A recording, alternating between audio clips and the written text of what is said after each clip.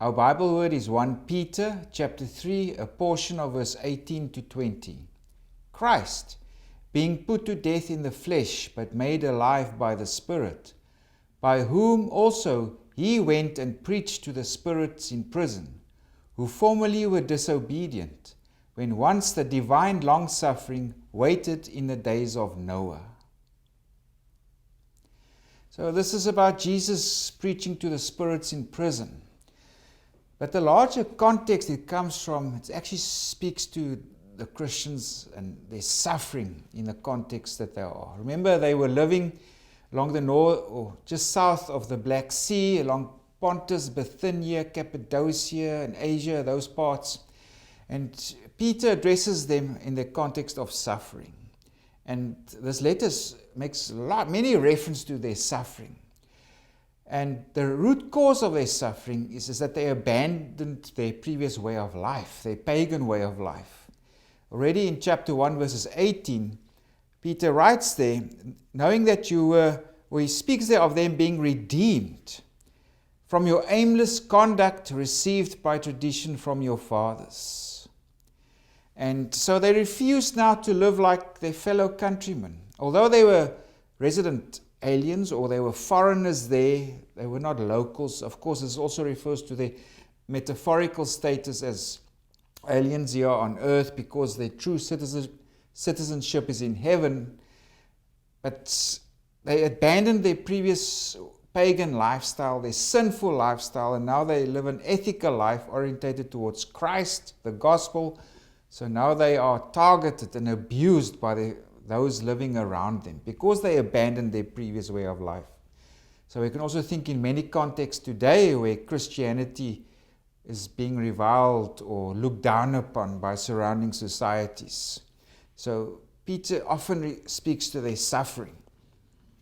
And there are two major portions to 1 Peter. The first is that focuses on the relationships within the community.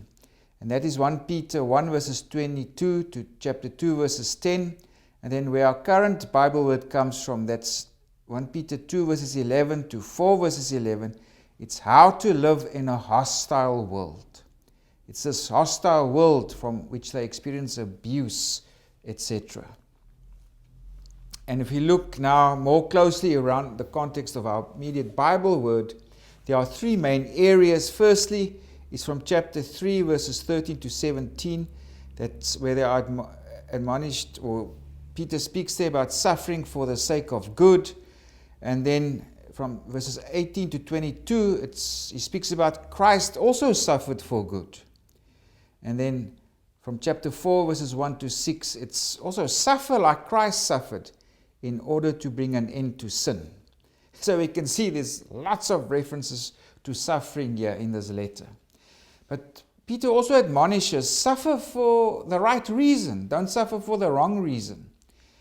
I mean, if you suffer because you do evil, then there's no good to that. But if you suffer for doing good, that's the right thing to do. For example, if we go to chapter 2, verses 19 to 20, he says, for this is commendable, if because of conscience toward God one endures grief, suffering wrongfully. For what credit is it if, when you are beaten for your faults, you take it patiently? But when you do good and suffer, if you take it patiently, this is commendable before God. He says something similar in chapter 4, from verses 14 to 16. Suffer for the right thing. Because if you suffer for doing evil, well, that's meaningless. But if you suffer for the good, for your profession of Christ, etc., well, that's a good thing. That's a good reason to suffer. And he also writes, if we suffer, we are partakers of the sufferings of Christ. If we go to chapter 4, verses 12 to 13, Peter writes there, beloved, do not think it strange concerning the fiery trial which is to try you, as though some strange thing happened to you, but rejoice to the extent that you partake of Christ's sufferings, that when his glory is revealed, you may also be glad with exceeding joy. So, suffer for the right reasons, that is your profession of Christ, and also your sufferings it participates in the suffering of Christ as well. So now if we go to chapter 3, verses 13 to 17, he tells him there, well, suffer for the sake of good, he writes there. And in verse 14, he writes there, but even if you should suffer for righteousness' sake, you are blessed. And in verse 17, for it is better, if it is the will of God, to suffer for doing good than for doing evil.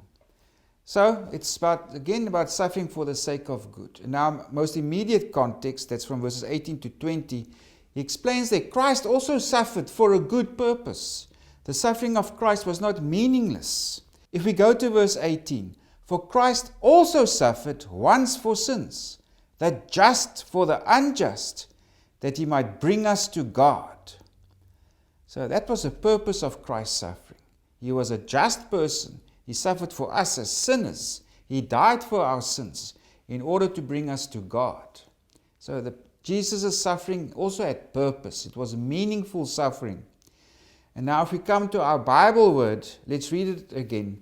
Christ, being put to death in the flesh, but made alive by the Spirit, by whom also he went and preached to the spirits in prison, who formerly were disobedient, when once the divine long-suffering waited in the days of Noah.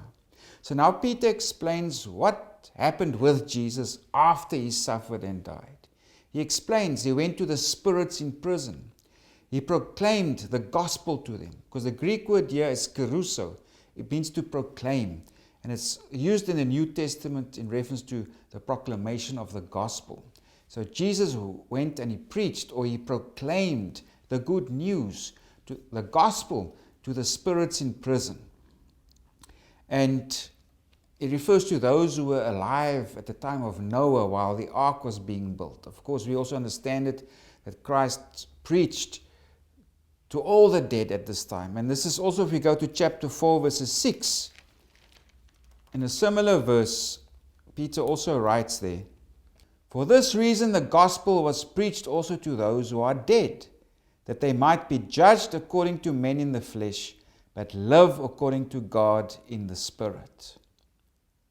So Jesus preached, he proclaimed the gospel to the spirits in prison, and those who were alive at the time of Noah. So this is what happened after his suffering.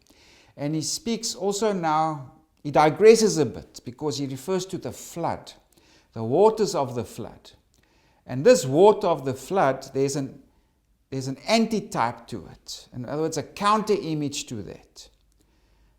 Where the flood brought destruction, but in a narrow sense also salvation, or it was the means by Noah and his family was saved.